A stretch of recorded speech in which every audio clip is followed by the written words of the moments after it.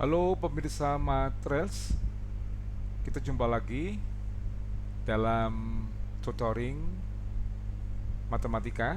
Kali ini kita akan melanjutkan pembahasan terkait dengan topik logika matematika. Khusus saat ini kita akan belajar tentang negasi atau ingkaran dari pernyataan disjungsi. Disjungsi secara umum kita bisa menggunakan simbol ini P atau Q. P atau Q.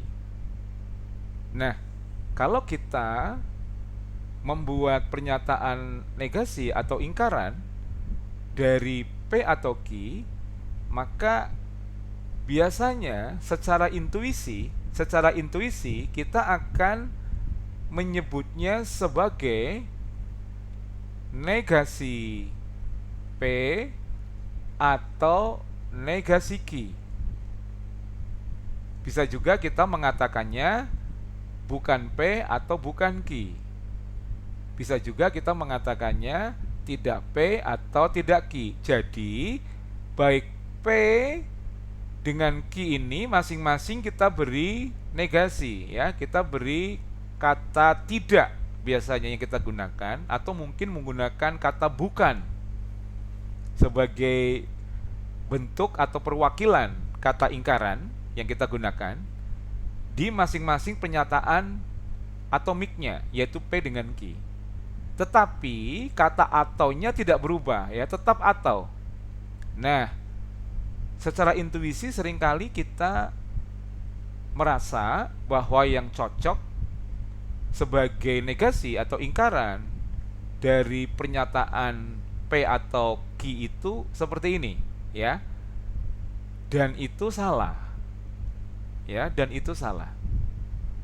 Jadi, yang betul adalah negasi dari P atau Q yang tepat adalah negasi P dan negasi Q. Jadi P dengan Q masing-masing memang dinegasikan, tetapi kata atau berubah menjadi dan. Kata atau berubah menjadi dan. Oke, kita lihat contohnya. SMA Merdeka melakukan kunjungan di kawasan industri Candi atau kawasan industri Kendal. Jadi jelas ini merupakan pernyataan disjungsi menggunakan kata hubung atau untuk menghubungkan dua pernyataan tunggal. Bagaimana negasi dari pernyataan tersebut? Boleh kita mengatakan tidak benar bahwa SMA Merdeka melakukan kunjungan di kawasan industri Candi atau kawasan industri Kendal. Ini benar. Ini boleh, ya. Ini merupakan pernyataan ingkaran atau negasi dari SMA Merdeka melakukan kunjungan di kawasan industri Candi atau kawasan industri Kendal. Jelas menunjukkan pengingkaran karena dikatakan tidak benar di awal kalimat. Jadi kata tidak benar ini berlaku untuk kedua pernyataan atomiknya, yaitu SMA Merdeka melakukan kunjungan di kawasan industri Candi, dan pernyataan atomik kedua, yaitu SMA Merdeka melakukan kunjungan di kawasan industri Kendal, ya. Jadi di kalimat negasi pertama ini rumusan simbol yang digunakan adalah ini. Ya, dia menggunakan ini.